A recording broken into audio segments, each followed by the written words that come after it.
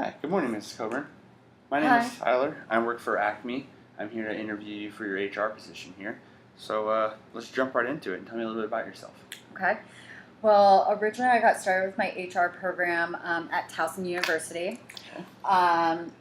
I started that in 2011. I graduated in 2013 with a master's in human resources professional development.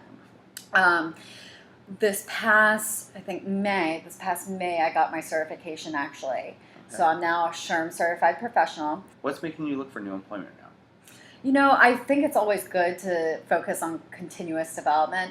I've been there now for 2 years, and I'm not being challenged enough. I have to be challenged. Wonderful. So that leads me into, you mentioned a few, but what are some more of your strengths? I think how diplomatic I am. If there's a problem, one of the things that I have to do is employment investigations. I am in charge of making sure those go smoothly, and that any person that brings a complaint to my attention, I investigate it thoroughly, both sides. So my due diligence is definitely a strength. Okay. And what are some of the weaknesses? I think one of my weaknesses is I can definitely, at times, I have to really research a problem. Because again, even though I am a SHRM certified professional and I do have my master's, I'm still relatively green in the field. So I think just getting more education information sometimes when I'm first confronted with a situation and I don't know what to do. Okay. And in regards to confrontation, tell me about a time when you disagreed with management. How did you handle that? Okay. An example would be, so we had to terminate an employee. And it was actually an employee that was well liked by management. But I had to explain to management, well, this employee was continuously sexually harassing our employees. I had it documented. We gave him a written, and then we warned this employee that if this were to happen again, this employee would no longer be working for us. So that kind of situation happened again, and then we were forced to terminate him. From there, management found out, and they weren't too happy about, because the employee was an employee that got along with other people. But what I had to point out is, by us not doing anything as the employer and knowing that kind of situation, we are legally liable. Of course. So once I explained it and then showed my process behind it, it was well understood. Wonderful. So what are your favorite aspects about being in the HR field? One of my favorite aspects is I get to talk to employees every single day. I'm not one of those people that just stays in my office. I like to actually go and see how the employees are. So continuous face-to-face interaction. Great. So how do you, being green in the field, how do you stay abreast in it? Okay, so one of the things that I strongly believe is continuous research. I am a member of SHRM. So I do get daily updates every single day when something new happens.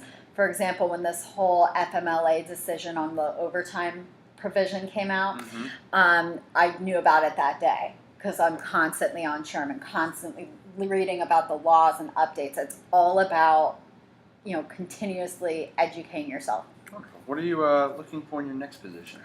I love conducting trainings. So I'm looking for an organization where I'm allowed to conduct management trainings, something that I have lots of experience in, and it is a personal passion of mine. So what are some of your least favorite aspects of the job, since it seems like you really love it so much? Well, difficult conversations with employees. So for example, when I have to give an exit interview to someone that was just terminated, that's one of my least favorite aspects. But of course it needs to be done because we need to know how and why the organization can be improved to avoid that kind of situation in the future. Wonderful. And what kind of management style do you prefer? Okay, so there's a saying that managers typically light the fire underneath people. I'm the kind of person that likes to light the fire within people. I like to lead beside. When it does come down to it, though, I'm not scared to lead in front. But overall, I want employees to be able to buy into whatever we are leading them to do. Wonderful. Sounds like you have a great style and you understand your aspects of HR. What types of payroll system do you use, and how familiar are you with doing the health benefits and benefits for hiring? Okay, so right now I do everything in-house myself. So I do all the benefits administration and benefits auditing to ensure employees are signed up for health insurance with affordable health care. Health insurance must go into effect the first of the month after 60 days. So I do have that down. I am the payroll manager. So right now we do use QuickBooks, but we are thinking about migrating over to an ADP software. Okay. I do have experience with ADP. I also have experience with different HRIS systems such as PeopleSoft, Credible, which is an online electronic medical record system and HRIS system. So I'm pretty knowledgeable on that aspect. Well, this all seems great. What questions do you have for me? Okay, so what's typically the interview process? What's the next step for you guys? Okay, so we'll continue screening candidates for the rest of the week, and then we'll make a decision probably by next Friday, and we'll call our most eligible candidate to come in and meet with management and just get a meet and greet with them and see how they feel about them coming in, and then we'll onboard you a week or two after that. Okay, and then what are you looking for in your next candidate or next person to fulfill this position?